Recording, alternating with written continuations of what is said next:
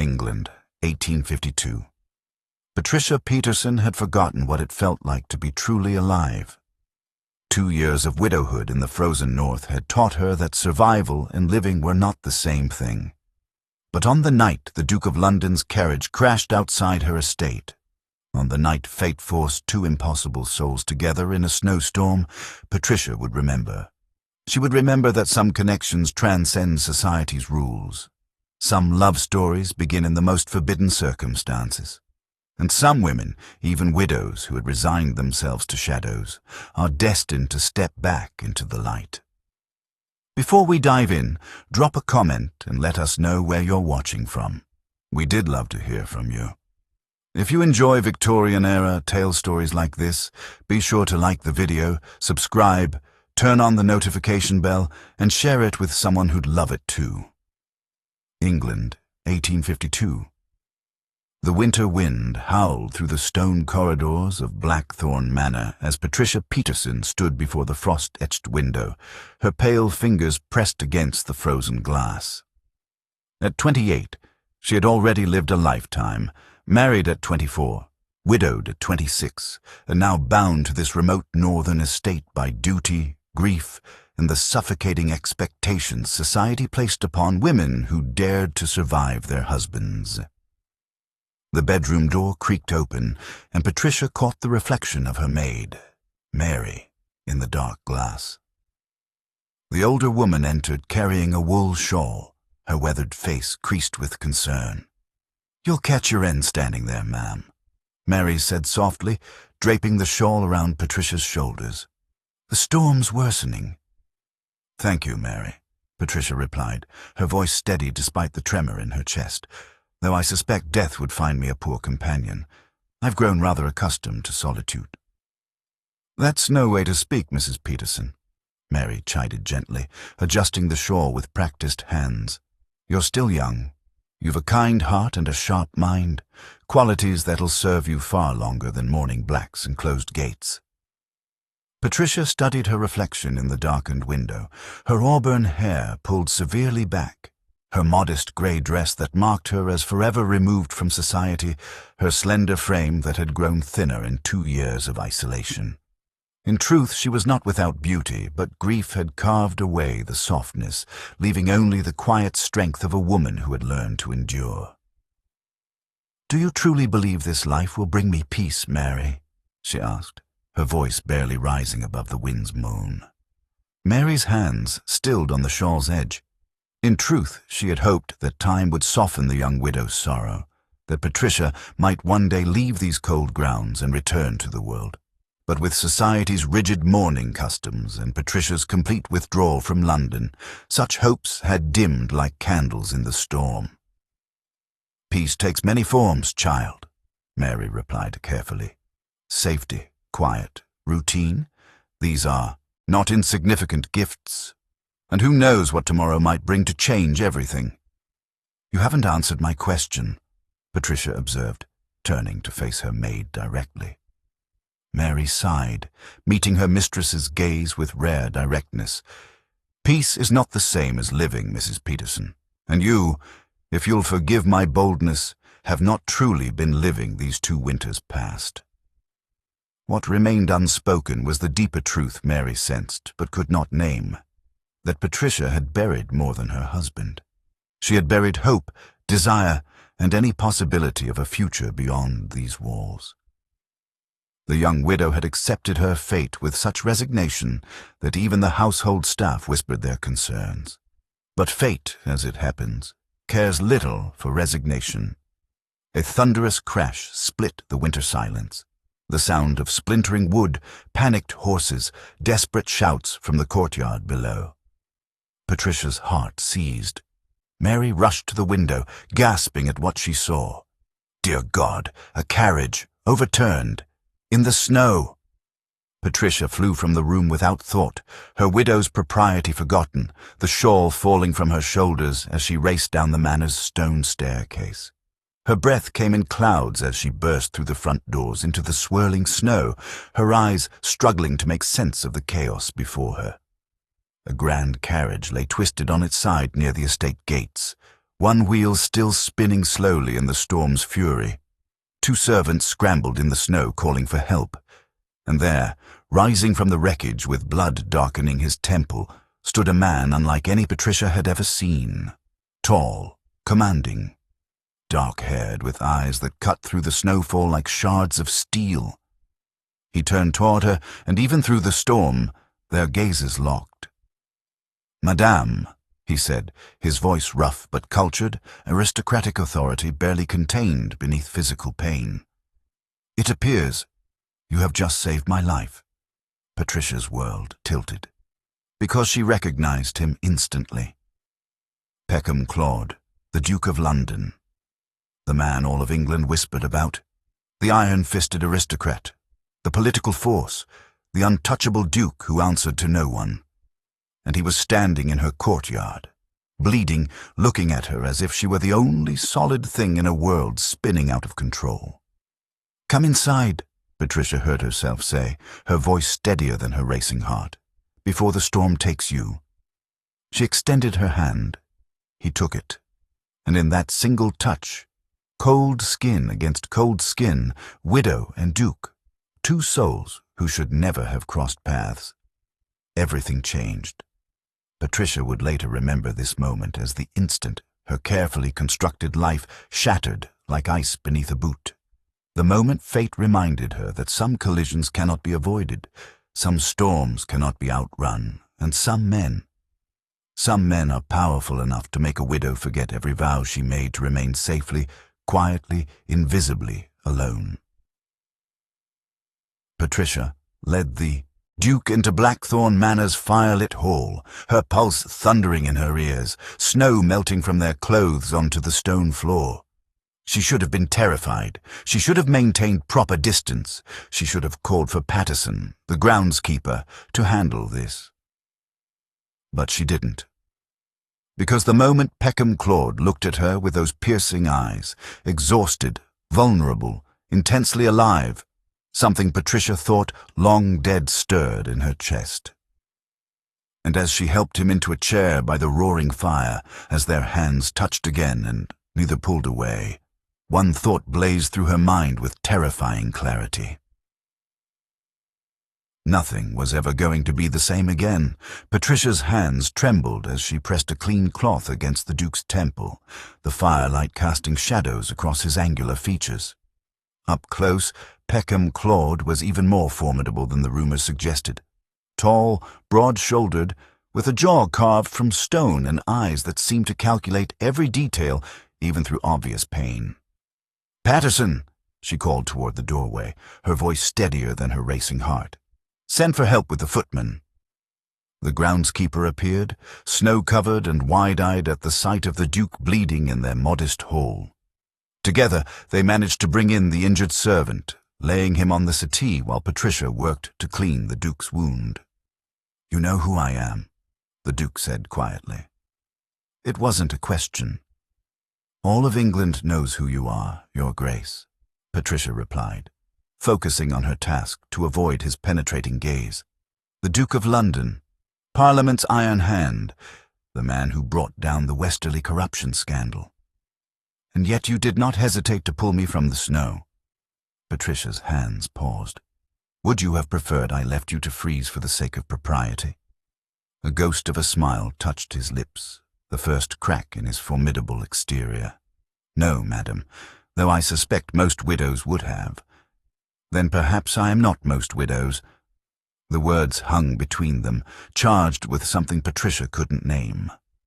She finished bandaging his wound, acutely aware of how close they sat, how the firelight gilded his dark hair, how exhaustion had softened the legendary hardness everyone spoke of.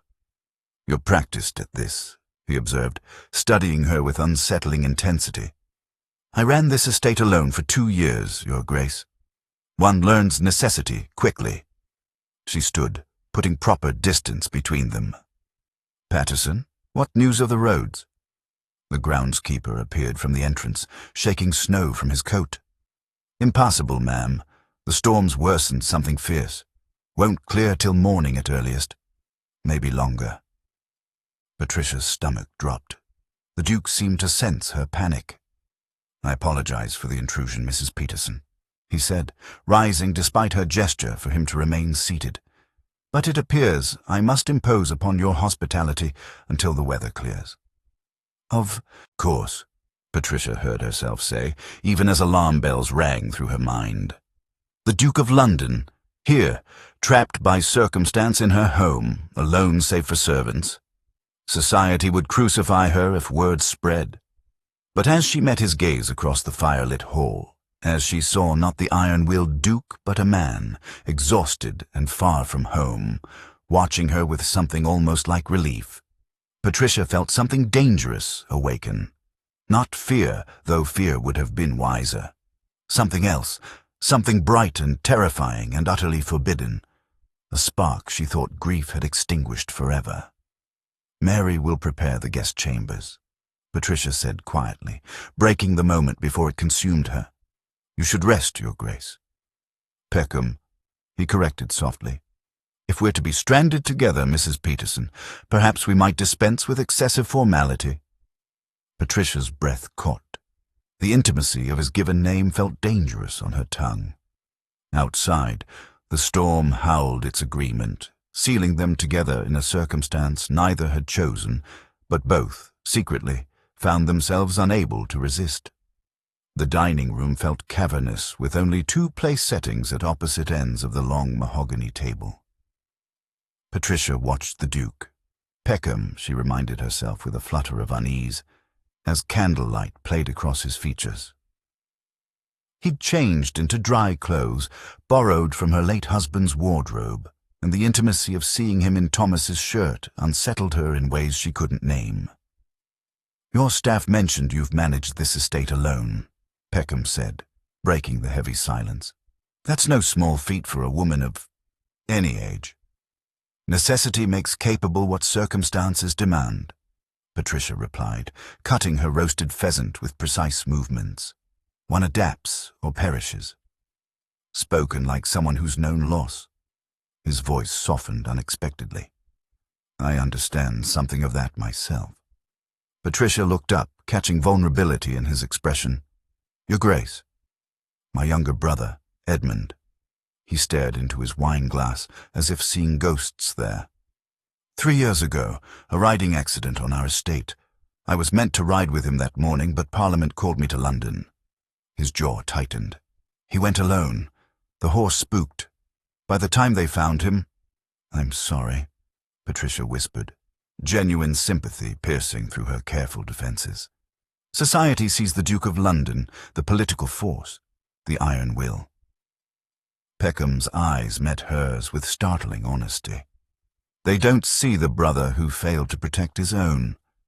The confession hung between them like a bridge neither had expected to cross. Patricia felt her carefully constructed walls trembling. "Loneliness," she said quietly, "is perhaps the one thing grief guarantees." "You speak as one intimately acquainted with it." Patricia rose abruptly, the intensity too much. "I should check on your footman." But Peckham was faster, standing as Mary rushed in, flustered. "Ma'am, the pipes in the east wing, they've frozen again, and Patterson's laid up with his back." "I'll handle it," Peckham said simply, already moving toward the door. "Your Grace, you're injured." "I've mended more than pipes in my time, Mrs. Peterson." Something almost playful flickered in his eyes. "Allow me to earn my keep." Patricia watched, astonished, as the Duke of London rolled up his sleeves and worked alongside her aging groundskeeper, his aristocratic hands solving the problem with unexpected competence. The way he spoke gently to Patterson, showing genuine respect for the older man's knowledge. It shattered every assumption she'd made about him. Walking back through Blackthorn's empty corridors that night, Patricia felt something terrifying unfurl in her chest. Not the safe numbness she'd cultivated. Something alive, something dangerous.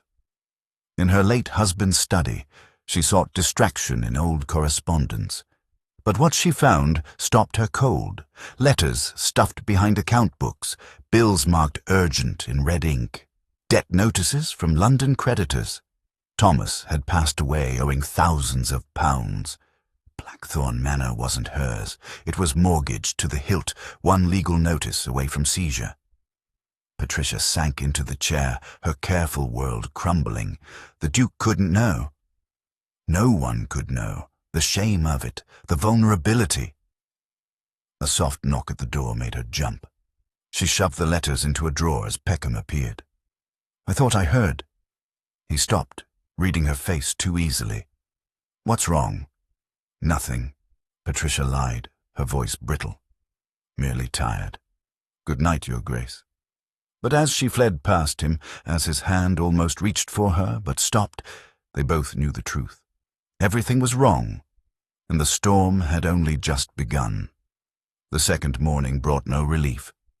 Snow continued its relentless assault against Blackthorn's windows, sealing them together in an intimacy that felt both inevitable and dangerous. Patricia knelt before the drawing-room hearth, coaxing reluctant flames to life. She felt Peckham's gaze on her like a physical touch, steady, unnerving, impossible to ignore. "You're watching me," she said without turning. "I am." No apology in his voice.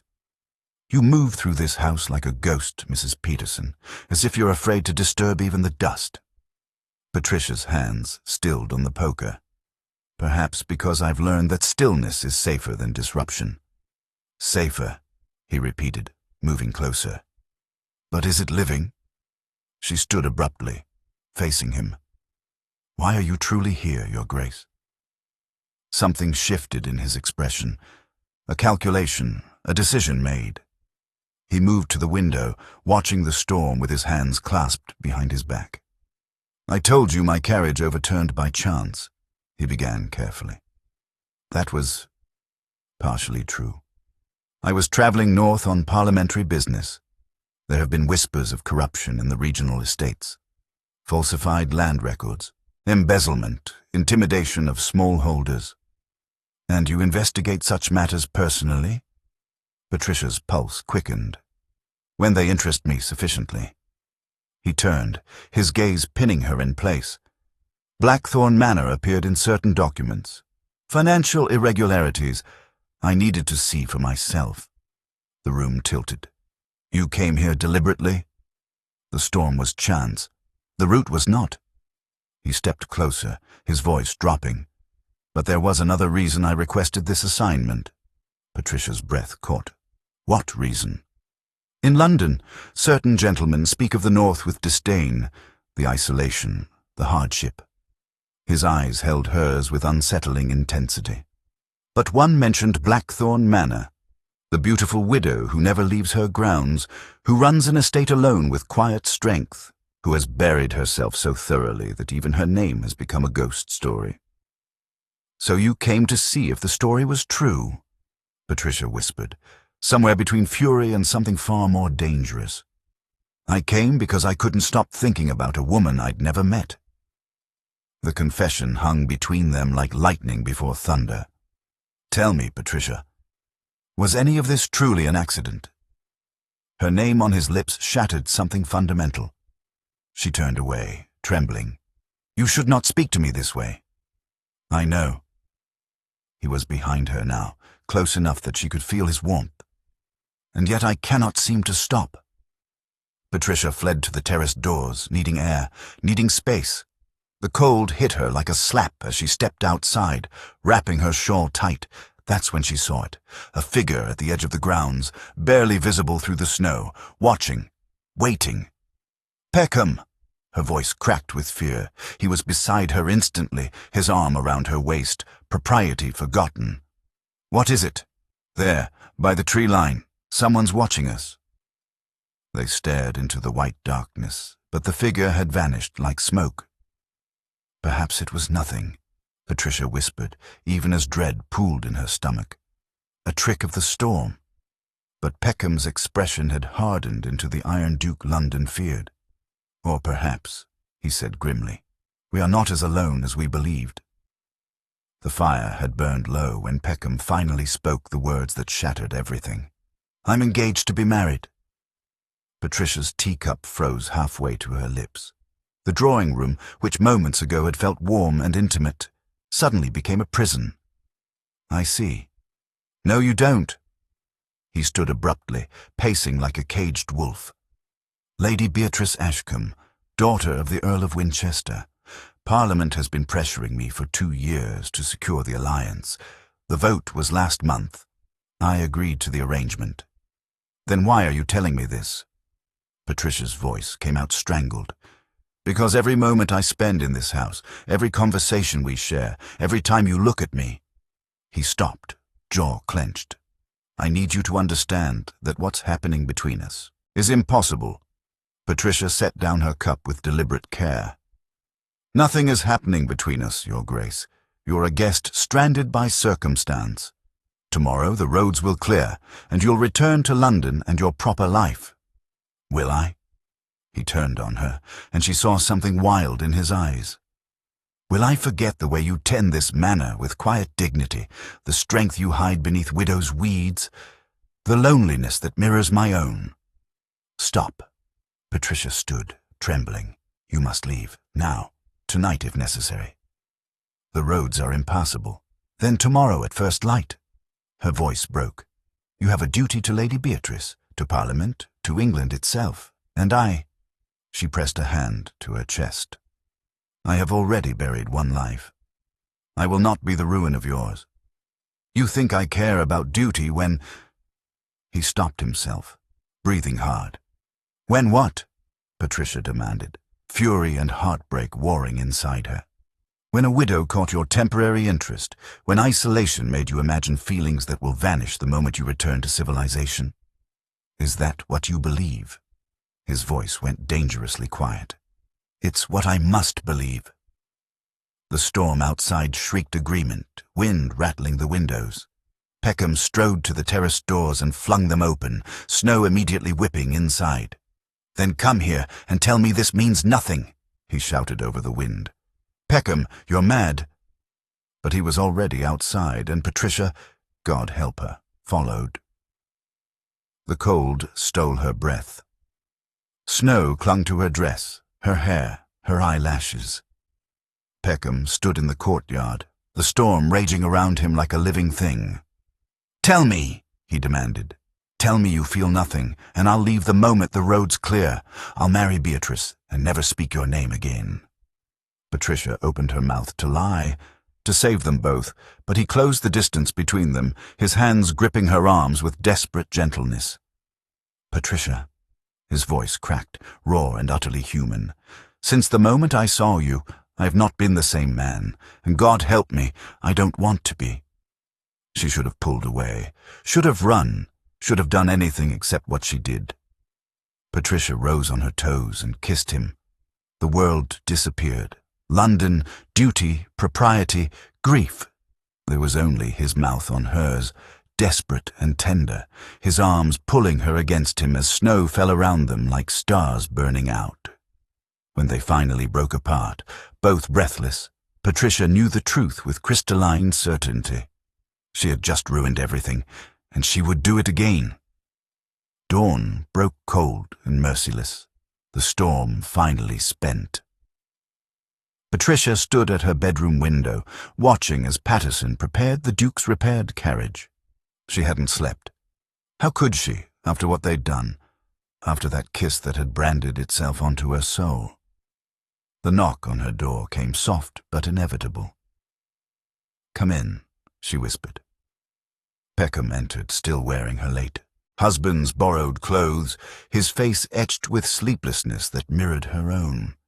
They stared at each other across the room, an unbridgeable distance of mere feet. I must return to London, he said finally. I know. Patricia, please don't. Her voice cracked. Don't make promises neither of us can keep. Something fierce flashed in his eyes. You think I won't fight for this? For you? I think you're a duke with responsibilities I cannot fathom, and I'm a widow with nothing to offer but scandal and ruin. She forced herself to meet his gaze. Go back to your life, Peckham. Marry Lady Beatrice. Forget this ever happened. That, he said quietly, crossing to her, is the one thing I cannot do. He kissed her forehead, tender, reverent, devastating. Then he was gone. Patricia collapsed against the window frame, watching his carriage disappear into the white landscape. She felt hollowed out, as if someone had reached inside her chest and removed something vital. Half alive, half terrified, wholly, irrevocably changed. The days that followed moved like syrup, slow, thick, suffocating. Patricia threw herself into estate work, into ledgers and correspondence, anything to avoid thinking about grey eyes and impossible promises.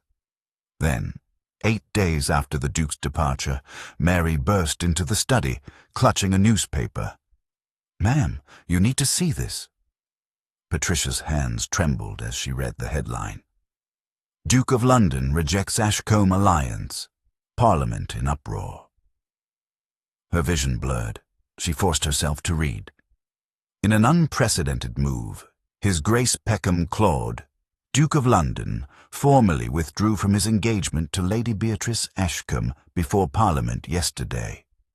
The rejection, delivered personally before the House of Lords, has sparked outrage among Conservative members who viewed the alliance as crucial to maintaining political stability in the Northern Territories. "Dear God," Patricia whispered. "What has he done?" "There's more, ma'am." Mary's voice dropped. "Patterson spoke with the mail coach driver. There's talk in the village. Someone reported seeing a stranger watching the manor during the storm. A gentleman from London, they said, asking questions about you and His Grace." Ice flooded Patricia's veins. The figure she'd seen hadn't been imagination. "Who?" she demanded. They didn't catch a name. But Patterson heard he was connected to the Ashcombe family. Mary wrung her hands. "Ma'am, if they were watching, if they reported what they saw." Patricia sank into her chair, the full weight of catastrophe crushing down. The kiss. The time alone, the impropriety of it all, witnessed and documented. She had destroyed him. The man who'd made her feel alive for the first time in years, she'd become his ruin. A week later, a letter arrived bearing the Duke's seal. Patricia's hands shook as she broke the wax. "Patricia, they have taken my influence. They threaten my seat. Let them. I am coming for you." Pooey. Patricia pressed the letter to her lips, tears streaming down her face. Nothing would ever be the same again. The second letter arrived 3 days later, but it wasn't in Peckham's hand. Patricia recognized the formal script immediately. Lord Richard Pembroke, the Duke's closest aide and political ally. Her stomach twisted as she broke the seal. "Mrs. Peterson, I write to you not as His Grace's secretary, but as his friend. What I must tell you brings me no pleasure, but you deserve to know the consequences of recent events. The Duke's rejection of Lady Beatrice has destroyed him politically. Earl Winchester has rallied the Conservative lords against him. Yesterday, a motion was introduced to strip His Grace of his primary seat in the House of Lords, citing conduct unbecoming of his station and detrimental to parliamentary integrity. The vote is scheduled for a fortnight hence. I fear we lack the numbers to defeat it. More damaging still are the rumors. An indiscretion in the north is the phrase being whispered through every drawing room in London. Lady Beatrice's family has ensured the gossip spreads like plague. They speak of a widow, of time spent alone during a storm, of impropriety that makes the Duke unfit for his duties. Mrs. Peterson, I do not write this to assign blame, but you must understand, His Grace is losing everything. His influence, his reputation, his life's work, all of it crumbling. He refuses to hear reason. When I urged him to make amends with the Ashcombes, to salvage what remains, he told me he would burn Parliament to the ground before apologizing for you. I fear, madam, that he already has. With sincere regards, Lord Richard Pembroke. The letter slipped from Patricia's fingers, fluttering to the floor like a dying bird. She had destroyed him. The Duke of London, the iron-willed force of Parliament, the man who'd brought down corruption and commanded respect from England's most powerful men, reduced to scandal and ruin because of 3 days in a snowstorm, because of her. "Ma'am?" Mary appeared in the doorway, concern etched on her weathered face. "You've gone white as death." Patricia stood mechanically, moving to her wardrobe. "Pack my things." "What?" "Ma'am, I don't—" "Everything. I'm leaving Blackthorn Manor." Her voice sounded distant, hollow. "Tonight, if the roads allow." "But where will you go?" Patricia pulled down her traveling trunk, her movements jerky with barely contained panic. "Anywhere. Somewhere no one will find me. Scotland, perhaps, or I'll take a ship to the continent." "You can't just disappear." "I can. I must." Patricia's voice cracked as she threw dresses into the trunk without care. "Don't you understand, Mary?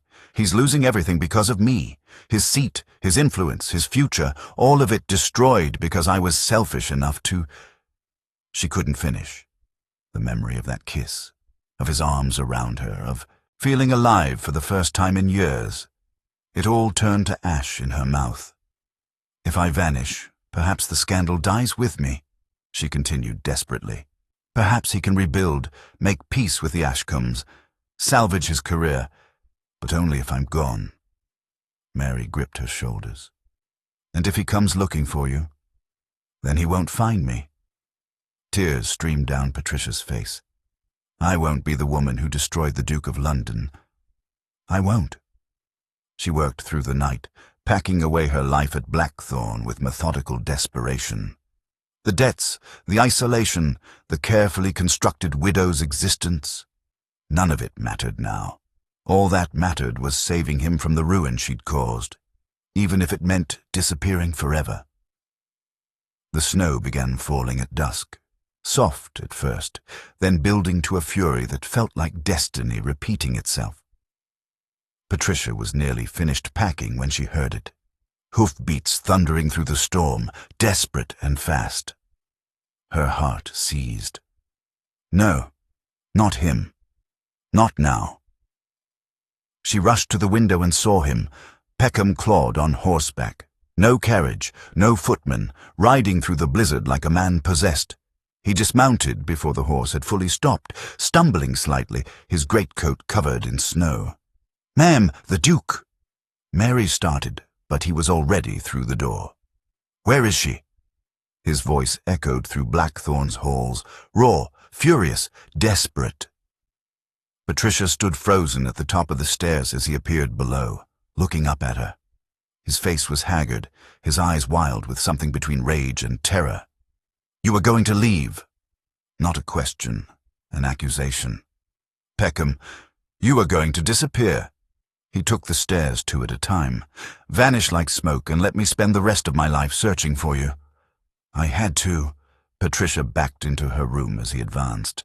"You've lost everything because of me. Your seat, your influence, your future. If I disappear, perhaps you can salvage my career."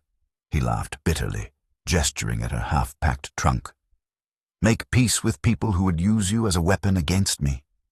Return to the life that was slowly killing me before I ever met you. You're not thinking clearly. I have never thought more clearly in my life." He gripped her shoulders, his touch gentle despite the intensity burning in his eyes. "Do you know what Lord Pembroke said when I told him I was coming for you? That I was throwing away my legacy, my duty, everything I'd built." "He's right," Patricia whispered, tears streaming down her face. "You should hate me. I've ruined you." "Ruined me?" Peckham's voice cracked. "Patricia, you saved me. You made me remember what it feels like to be human instead of a political instrument, to want something for myself instead of for England's sake. But your seat, to hell with my seat." The words hung between them like a detonation. "To hell with Parliament, with the Ashcombs, with every lord who thinks duty matters, more than truth." "You don't mean that." "I lost London, Patricia." His hands framed her face with devastating tenderness. "I lost my influence, my reputation, possibly my title. They may strip everything from me." His grey eyes held hers with absolute certainty. "But I will not lose you. Peckham, I would rather be a ruined duke who knows what love feels like than a powerful man who dies having never lived." He pressed his forehead to hers. "Choose me, not the title, not the power. Choose the man standing before you who is begging you not to run." Patricia's carefully constructed defenses shattered completely. "I'm terrified." "So am I." He smiled through his own tears. "But I'd rather be terrified with you than safe without you. They'll destroy us both." "Then let them try." Patricia kissed him, not with the desperate passion of the first time, but with something deeper, a choice, a promise, a leap into an impossible future. Outside, the storm raged on, but inside Blackthorn Manor, two people who should never have met chose each other over everything else, and nothing would ever be the same again. Spring came to Blackthorn Manor like a resurrection. The scandal had been brutal. London society descended on them with all the cruelty of wolves scenting blood. The newspapers called Patricia a seductress, a social climber, a widow who'd ensnared a duke. They called Peckham a fool, bewitched and ruined by improper passion. But Peckham Claude had not become the Duke of London by yielding to pressure. He returned to Parliament not as a penitent, but as a force of nature. Before the House of Lords, he delivered a speech that would be quoted for generations, declaring that if England's aristocracy valued political alliances over human dignity, over the right to choose one's own path, then perhaps the system itself needed reform. "Strip my seat if you must," he'd said, his voice echoing through the chamber. "But know this, I will not apologize for choosing love over convenience, truth over tradition, and I will marry Patricia Peterson whether you approve or not." The vote was closer than anyone expected. He kept his seat by 7 votes. The turning point came when Patricia's debts were exposed, not by her enemies, but by Peckham himself. He revealed how her late husband had secretly gambled away the estate, leaving her to shoulder impossible burdens alone. How she'd managed Blackthorn with nothing but determination and grace. How she'd survived what would have broken most. The narrative shifted. Whispers of scandal became murmurs of admiration. A widow who'd endured so much. A duke who'd chosen character over pedigree. Even Lady Beatrice, in a surprising show of dignity, publicly stated she harbored no ill will and wished them happiness. The wedding was small, held at Blackthorn Manor in early March. No grand cathedral, no society spectacle, just two people who'd found each other in a snowstorm and refused to let go. Now, as evening painted the sky in shades of rose and gold, Patricia stood in the courtyard where Peckham's carriage had overturned months ago. She wore a simple dress of deep blue, her auburn hair loose around her shoulders, no longer hidden beneath widows' caps. Arms encircled her waist from behind. Peckham rested his chin on her shoulder, and they watched the first gentle snowflakes of the season begin to fall. "Do you regret it?" Patricia asked softly. "Everything you gave up?" "I gave up nothing that mattered." He turned her to face him, his grey eyes holding that same intensity that had undone her from the first. "I gained everything.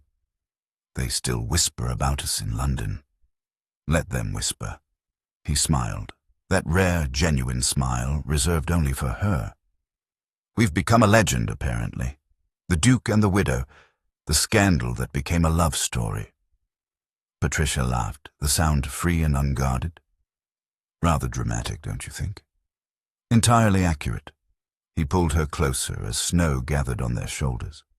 After all, nothing was ever the same again. She kissed him there in the courtyard, surrounded by falling snow that sparkled like stars in the lamplight. The manor behind them glowed with warmth, no longer a prison of grief, but a home filled with possibility. They had faced society's wrath and emerged unbroken. They had chosen each other when choosing was impossible. And though the road ahead would hold challenges neither could foresee, they would face it together, a widow who'd learned to live again, and a duke who'd discovered that some things matter more than power. In the end, fate had brought them together in the most impossible way, and that, perhaps, was the greatest miracle of all. Dear listeners, thank you for staying with us until the end.